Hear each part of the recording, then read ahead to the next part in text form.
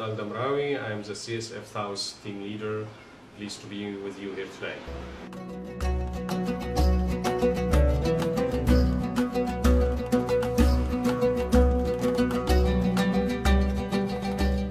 I think when it comes to the role of civil society organizations in the Arab world and in the Southern Mediterranean region, it's an extremely important and vital role the CSOs that can play nowadays. Many people may think that the situation is more complex and really there are many obstacles are facing the CSOs in the Arab region and the Southern Mediterranean. Indeed, it's true. But still, they have an important complementary role and to complement and support in the developmental process and also complement governments and regimes in the region.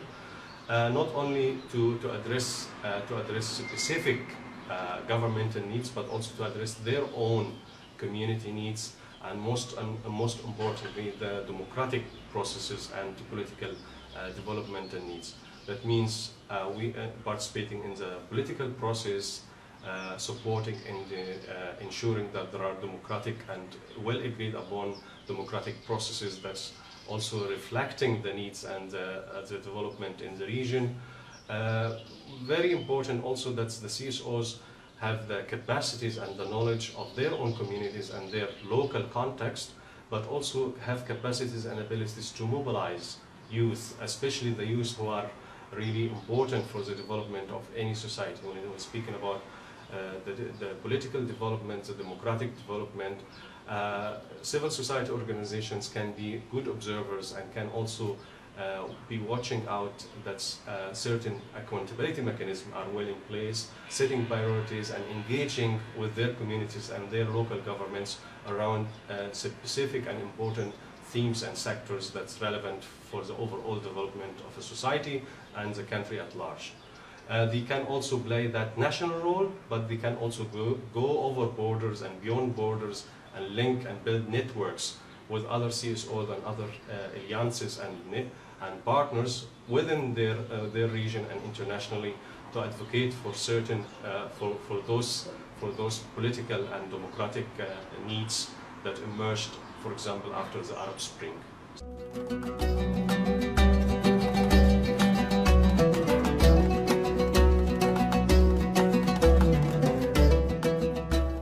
I think when it comes to the political context and political situation in the Southern Mediterranean and the Arab world, it's a quite difficult to predict, but also it's an extremely repressive situation because we see that governments in the region, all who participated and really initiated the Arab Spring, starting from Tunisia down to Egypt and including also Libya and followed by Syria. We can name it and call it whatever, which country in the region. The situation is quite repetitive and quite in terms of being very repressive and also creating a very restrictive working environment for civil society organizations in that part of the world. The situation got worse, gets stricter, get more difficult. Harsh measures are being taken really to eliminate and discriminate, isolate civil society organizations. Accessibility to funding is being restricted. Accessibility to policy dialogue and community dialogue is being restricted. Tunisia is making progress, and we are extremely happy that's about this progress happening in Tunisia. We are very pleased and happy to have the regional office based in Tunisia. There are many areas where they can do better, but it's a good start, and country is moving into the right direction, especially when speaking about policy dialogue and engaging with civil society organizations. So collectively speaking about the region, it's boiling part of the world, creating a non-enabling situation and conditions for civil society organizations. I don't see any success in the political development in that part of the world without the full participation and real participation with participation mechanism, transparency and accountability, mutual accountability between government and civil societies. And success cannot be secured and ensured without these full collaborations and really giving a room and space for civil society organizations.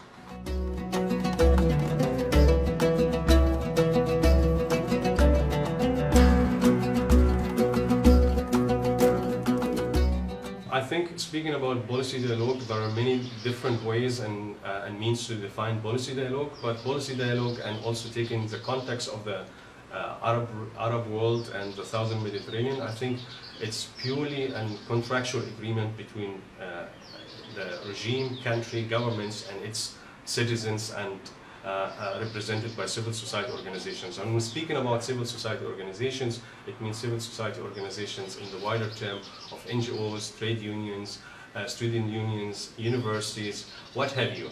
So all these people are representative of a wider range and of the whole society, and engaging in policy dialogue in that part of the world has its own tactics and has its own culture, and it's not that lengthy culture and well established in that part of the world.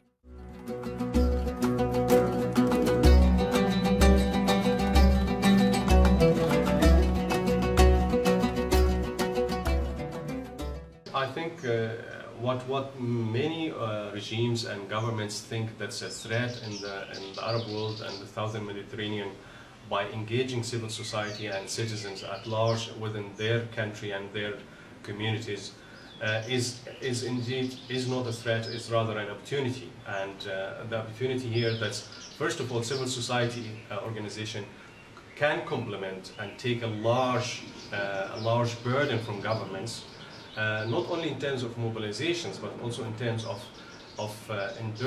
endorsing and engaging, mobilizing resources and human beings to tackle specific issues and problems within a community.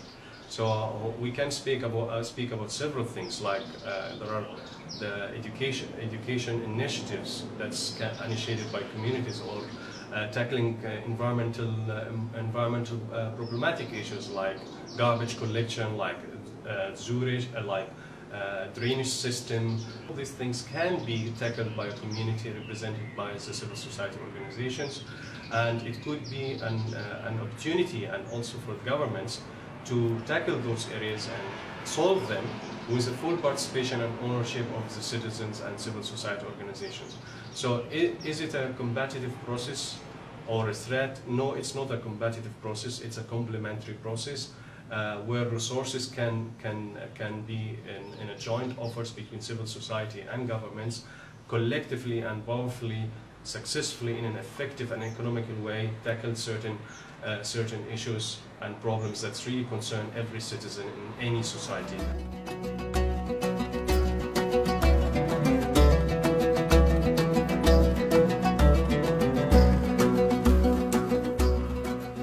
I think the most crucial part for civil society organization that they really have to work on is the evidence base.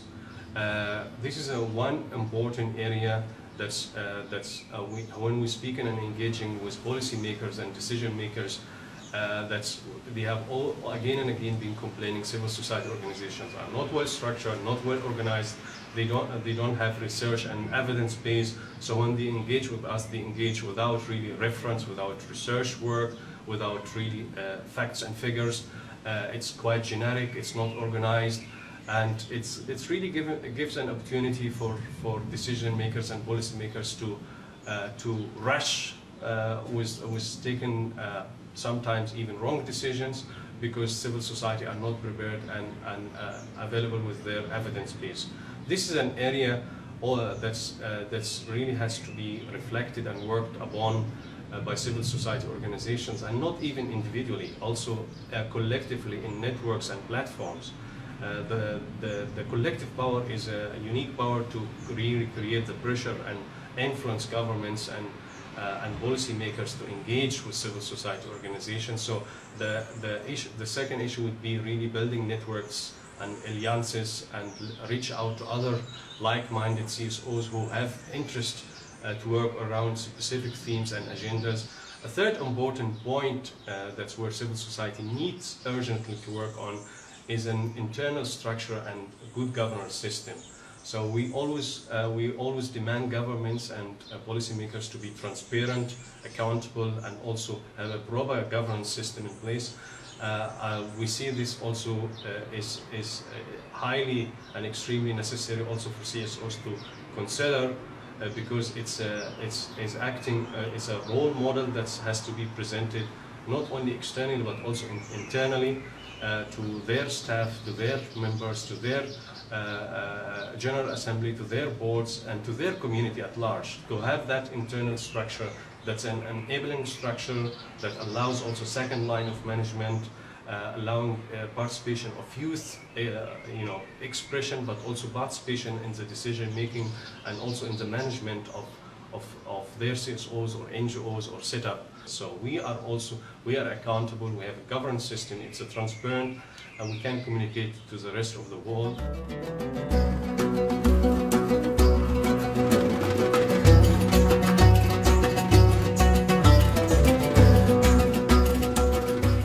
The Civil Society Facility South, the program I'm in charge of, is an extremely pioneer project by its nature. It's neutral. It is not affiliated to anyone, not to government, not to a foundation, not to a CSO, not to an NGO, not to anyone. We're an EU-funded program, have all the space and freedom to act and interact with all civil society organizations, partners and new partners, networks, youth unions, students, NGOs, CSOs across the 10 countries in the Southern Mediterranean region.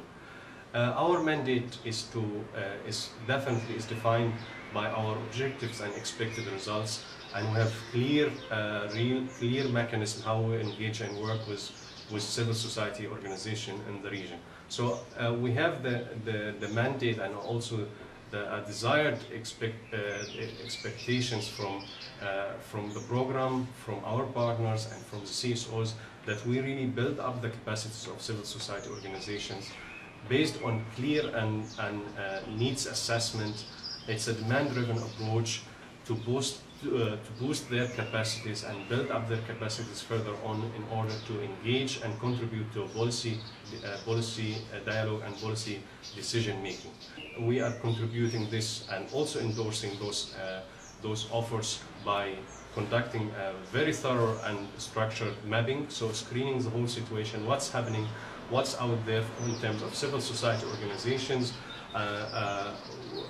existing in the Southern Mediterranean, but also the challenges and opportunities, what they can do, what they cannot do, where the program can really bring an added value to them, and as well as assessing in a participatory approach their needs and work and fill those needs in a very structured and tailored way.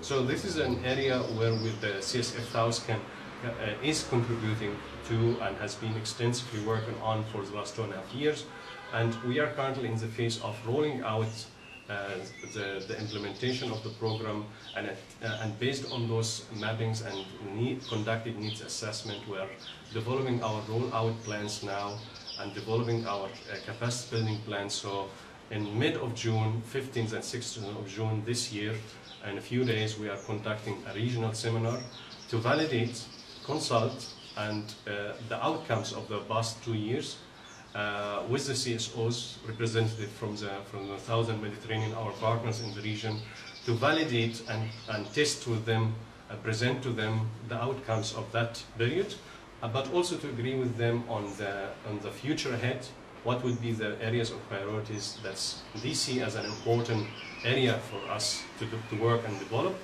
but also to present to them our strategic approach and key promises for the period to come, so that they can hold us accountable and they have really a way to follow up on our approach and a way to also to evaluate our performance. So we will be helping and assisting in supporting civil society organizations to work on those gap areas that have been identified over the last 2.5 years and will be validated during the regional seminar in a few days, to help them to work on the evidence issue. So it's to work on the internal structure and build up their capacities to become really more organized in a way that they can communicate to the external world with evidence and structured way.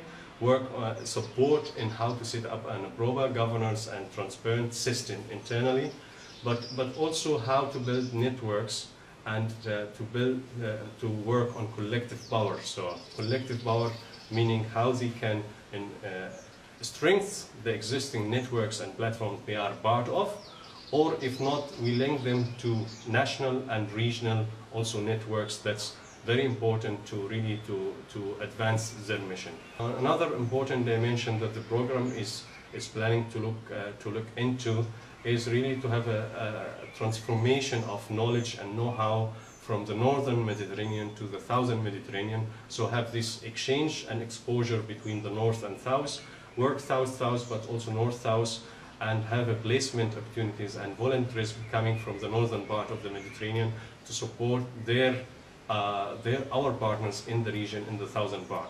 So to work in capacity building issues, support in setting up agenda, introduce governance mechanism, accountability mechanism, and so on.